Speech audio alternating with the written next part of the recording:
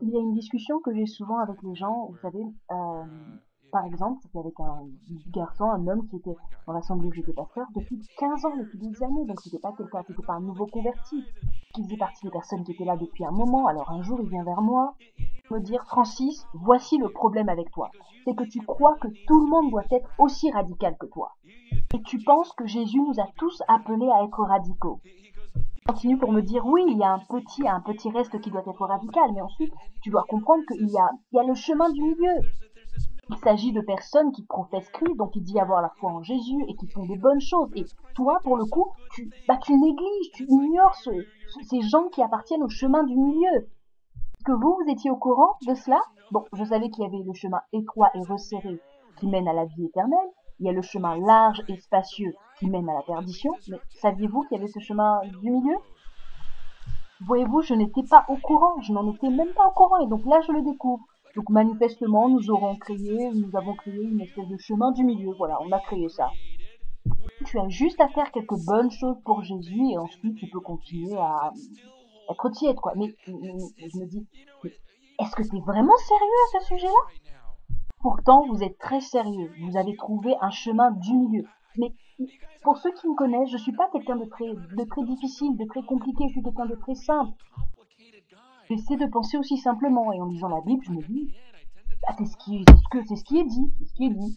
Je me souviens de lorsque nous étions jeunes et que nous jouions à ce jeu qui s'appelle Suivre le leader. Est-ce que vous vous en souvenez? Vous en souvenez-vous? Il s'agissait de faire tout ce que disait le leader. Est-ce que vous vous en souvenez?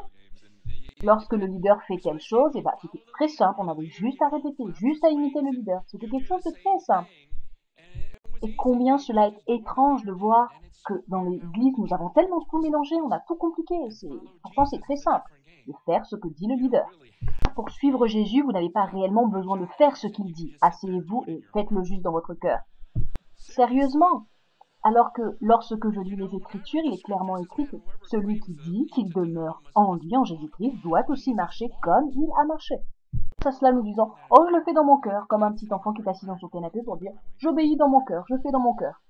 Et cela n'a aucun sens. Et nous avons tordu les choses à cause de ce que nous désirons, de nos désirs. Et vous souvenez-vous du jeu Jacques a dit?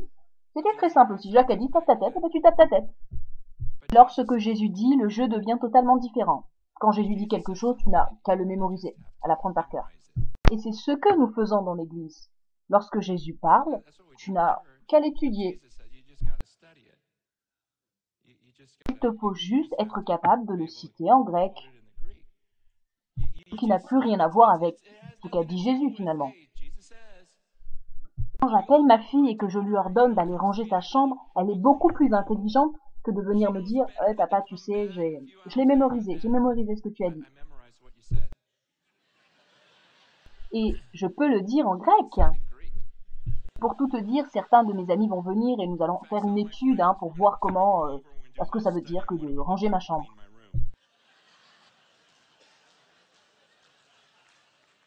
Cela n'a juste aucun sens pour moi. Et je peux dire que dans l'église, nous sommes en train de tordre les choses au point de nous être inventé un autre chemin. Nous sommes en train de tordre les choses.